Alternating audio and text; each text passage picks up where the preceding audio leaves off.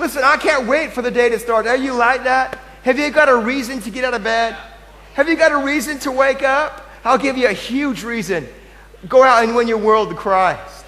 And your world is your street, it's your neighborhood, it's the little kid down the road. It's the skateboarders who hang out on a Friday night on the street corner. Come on, that's a good reason to get out of bed, isn't it? And you think, wow, what can God do? Strengthen yourself. Hey, I wonder what would have happened. Because in our lives in 2001, we decided to do our first youth conference. There was a huge riot in the city of Bradford. You saw the footage earlier. 32 million pounds worth of damage was done in July, just a few weeks before we started the first conference. Imagine if we as a team decided, it's too hard. It's too hard, we're going to quit. We're going to give up. We just need to lay down. We need to cancel the conference. I'll never forget it. We started to get these phone calls from these places. And there were parents that didn't live in the city of Bradford. And they were all worried. And I got a phone call from a parent from a place I'd never heard of before called Newton Aycliffe. And they phoned up from a little village in Woodham. I'll never forget it. And they said, we can't send our little Johnny to Bradford. There's riots in Bradford. And they're all concerned. And they're all, what do we do? And we got together as a team and we prayed. We're like, well, what do we do? Do we cancel? Do we just give up? Do we just say, we can't reach a generation? It's too hard? What do we do? What do you do when you face a challenge? Well, I remember getting with some of the guys like Jock and Paul and some of the guys that are close to me. And we got together and we said, we know that there's been a riot and now they're going to have a holy riot. There's been riots on the streets and now we're going to bring Jesus on the streets. What can we do to go out and to reach our community? And just a few young people came in 2001 and believed God in August, and things grew from there. But I want to honor the first young people who came. I want to honor the first ones who said, I'm going to strengthen myself. And they came back next year and the year after that. And some of them are here tonight. Who was here in 2001 at the first Rocknations? Come on, raise your hand. Give these guys a round of applause. And they're here tonight, stronger than ever, strengthening themselves, ready to go on. Here's the truth about you. The truth about you is this: the righteous will grow brighter day by day. Wow. You're going to grow brighter day by day. You're not going to grow worse. You're going to grow brighter. You're going to get better with time. You're going to be like a fine wine. You're going to keep improving. You're just going to get stronger physically, stronger mentally. Who's believing for that? I'm believing for that. And when you strengthen yourself, you start to encounter things. People come against you and they say, you're not so strong. You're not so tough. You can't do this. And you face challenge. Now, when you face challenge, let me help you tonight. When you face challenge, that's when you embrace discipline. You start to embrace it. You welcome help. You say, come on, I need help.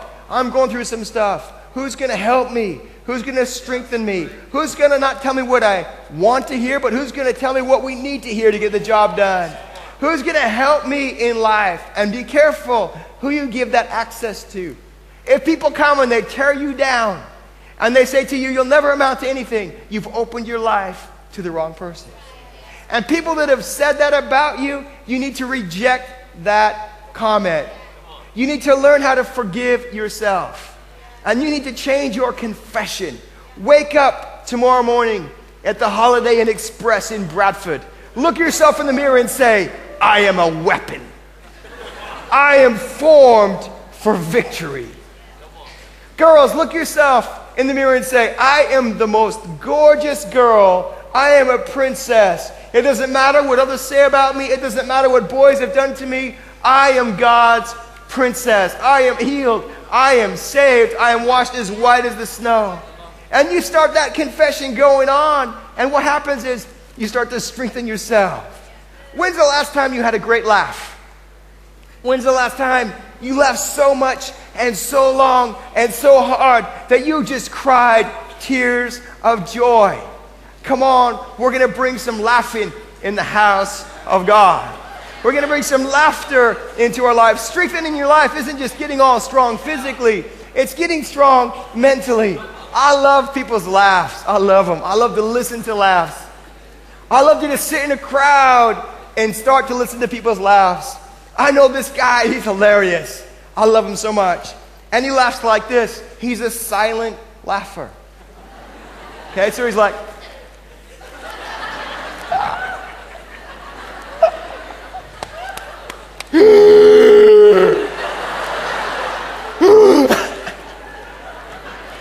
silent laughers, they're great.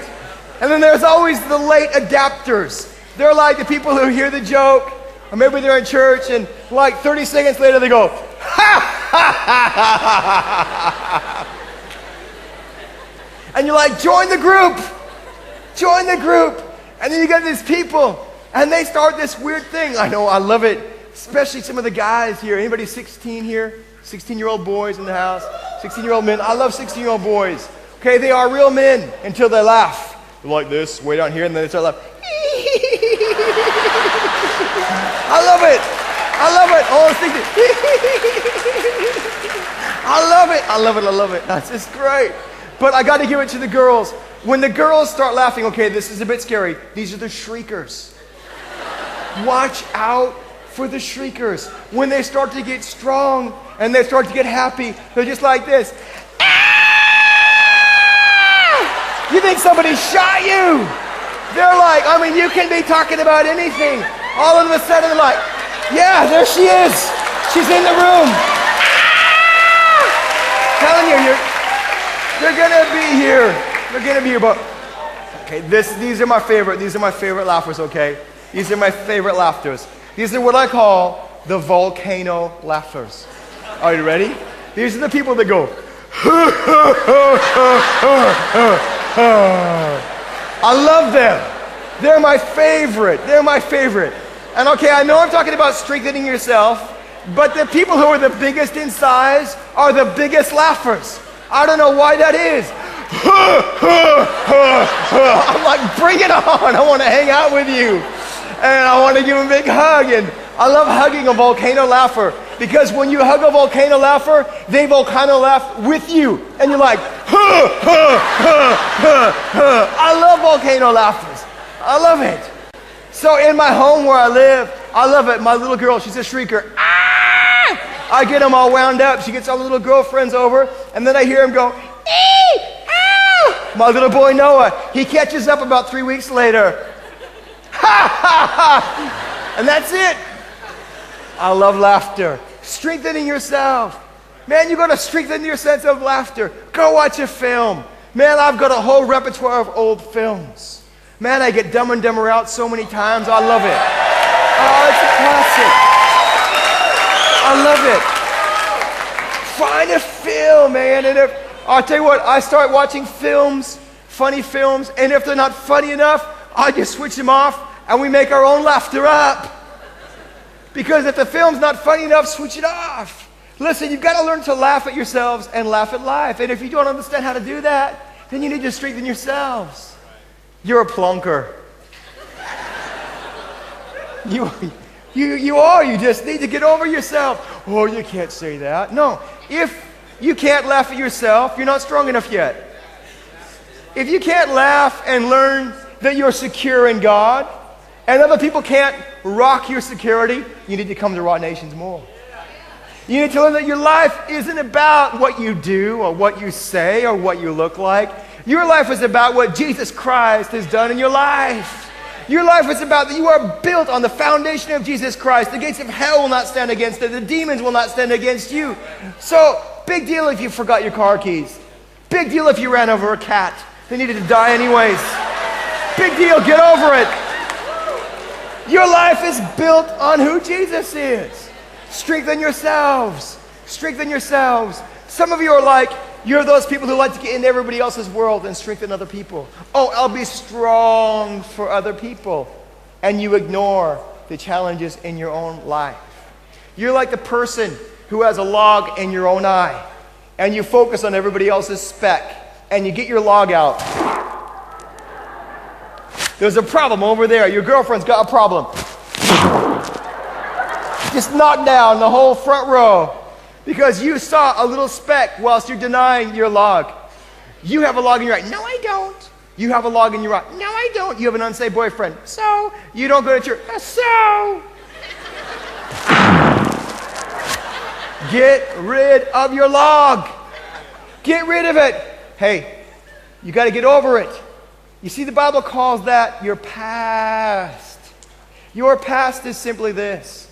When your past experiences meet the cross of Jesus Christ, then you know you're past it. That's why the word past finishes with a cross. The letter T is a cross. Take your past to the cross of Jesus Christ and get free. Are you free? I'm free tonight. I'm free of my past mistakes. Are you free tonight?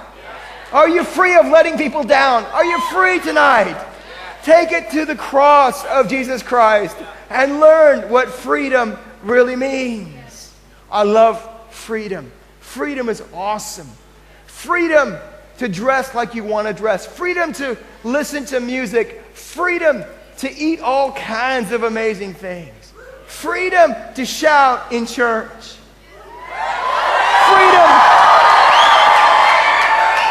Freedom to play the kind of music in church that we want to play. Freedom to turn up the music so loud it makes people's ears bleed. Love it. Freedom. What does freedom look like? I'll tell you what freedom looks like to me. Freedom looks like going to somebody who's going through some problems in life and able to say to them, you know what, I've been through that. I've been through that situation. I've been through that same problem. And this is how I got free. This is how I got free. I got free by finding out what Jesus said about me. I got free by finding out what the Bible says about me. And now I'm here to tell you this, that there's no greater love than this, than me laying down my life for you. That's freedom. People think freedom is being able to jump around in a mosh pit, jump around in a God pit. Hey, that's cool. That's fun. But if you just do this all day,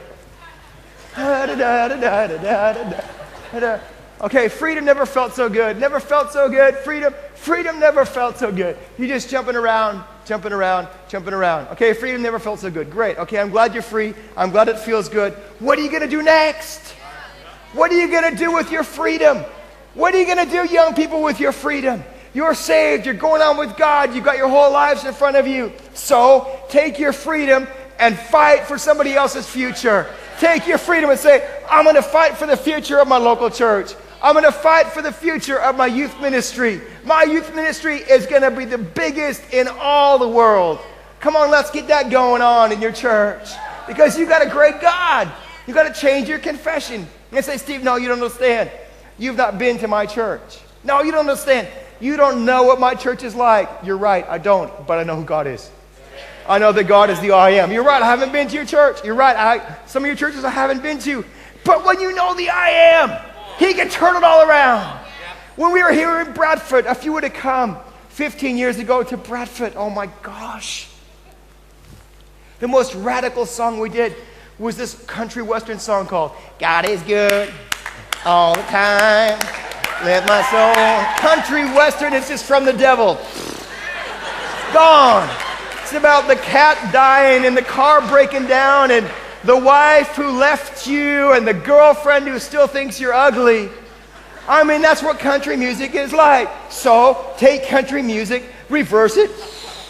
You get your wife back, your car back, the boat back, the house back. You get the cat raised from the dead again. Your dog lives forever. I mean, it's amazing. And that's where RPM came from.